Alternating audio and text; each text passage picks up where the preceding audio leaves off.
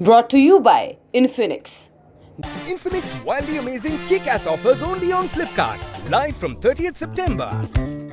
तो 5 राज्यों में विधानसभा चुनाव की जो तारीखें हैं उनका ऐलान हो चुका है और आज जो है चुनाव आयोग की प्रेस कॉन्फ्रेंस थी, उसके बाद जो तारीख है वो आ चुकी है हमारे सामने। और 7 नवंबर से लेकर 30 नवंबर तक जो है मतदान होगा 5 राज्यों में और नतीजे जो हैं 3 दिसंबर को आएंगे, रविवार का दिन है। अब आपको जो है स्टेट के हिसाब से पहले तो 5 राज्य बता देते हैं आपको वो कौन से हैं। मध्य प्रदेश, छत्तीसगढ़ के अलावा जो है तेलंगाना और मिज़ोरम और राजस्थान, ये 5 राज्य हैं। सबसे पहले हम मिज़ोरम के बारे में बताते हैं। यहाँ पर जो है विधानसभा की 40 सीटें हैं और यहाँ पर जो चुनाव होने हैं वो होने हैं 7 नवंबर को और रिज़ल्ट जो है एक साथ सभी जगह जो है 3 दिसंबर को रिज़ल्ट आने हैं। तो यहाँ जो है मिज़ोरम में एक ही फेज़ में चुनाव हो रहे हैं।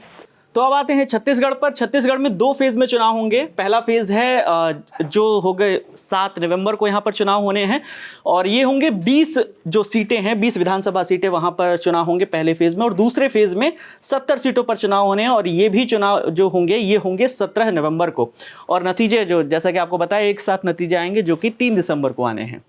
अब चलते हैं अगले राज्य की तरफ। अगला राज्य है मध्य प्रदेश। यहाँ पर विधानसभा की 230 सीटें हैं और 17 नवंबर को यहाँ पर मतदान होना है, एक फेज़ में मतदान होगा।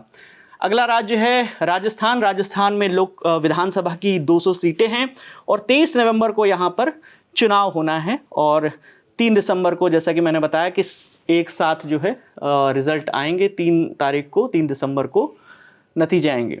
अब तेलंगाना की बात करते हैं। तेलंगाना में 119 सीटें हैं विधानसभा की और यहाँ पर 30 नवंबर को जो है चुनाव होने हैं।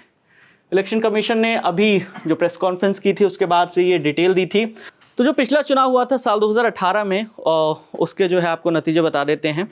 राजस्थान में जो है जो चुनाव हुआ था उसमें कांग्रेस ने 100 सीटें जीती थी और वहाँ पर एक जो सीट है उस पर जो कैंडिडेट थे उनकी डेथ हो गई थी, जिसके बाद 199 सीटों पर जो है उसके नतीजों के आधार पर वहाँ पर सरकार बनाई थी। कांग्रेस को 99 सीटें मिली थी और रालोद जो है वो कांग्रेस का समर्थन कर रही थी, उसके खाते में भी 1 सीट आई थी। तो इस तरीके से कांग्रेस को मिली थी 100 सीटें और बाद में जो उपचुनाव हुआ था उस सीट पर वहाँ पर फिर वो भी जो सीट है रामगढ़ की सीट है, रामगढ़ विधानसभा की सीट है, वो भी खाते में आई थी कांग्रेस के और कांग्रेस के पास हो गई थी 101 सीटें।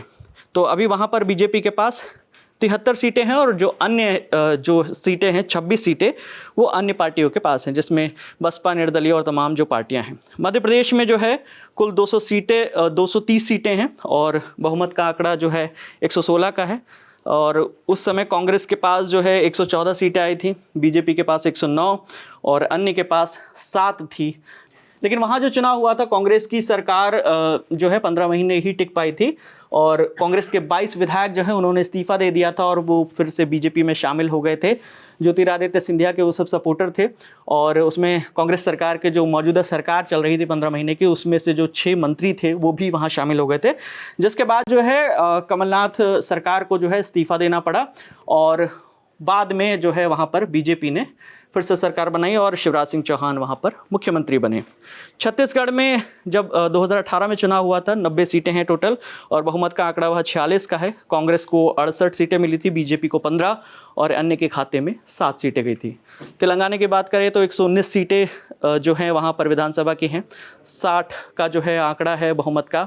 88 सीटें टीआरएस के खाते में थी, कांग्रेस के पास 19 सीटें, एआईएमआईएम के पास 7 सीटें, बीजेपी के पास 1 और अन्य के पास 4 थी। मिजोरम में कुल 40 सीटें हैं, बहुमत का आंकड़ा 21 का है। वहाँ एमएनएफ के पास 26 सीटें, कांग्रेस के पास 5, बीजेपी के पास 1 और जेपीपी के पास 8 सीटें आई थी। तो ये 2018 के चुनाव के नतीजे थे। तो अब जैसा कि हम आपको बता चुके हैं कि 7 नवंबर से लेकर और जो मतदान होना है वो 30 नवंबर को होना है। 3 दिसंबर को काउंटिंग है और लैलन टॉप की टीम फील्ड पर आपसे मिलेगी। आप बताइए किस विधानसभा सीट पर आप चाहते हैं कि हम आएँ और हम आपसे बात करें, आप हमें कमेंट करके ज़रूर बताइएगा। और बाकी अब चुनाव का मौसम शुरू हो गया है तो फिर से होगी मुलाकात। कैमरे के पीछे हमारे साथी आलोक पांडे, मेरा नाम है विकास वर्मा। देखते रहिए द लैलन टॉप। शुक्रिया।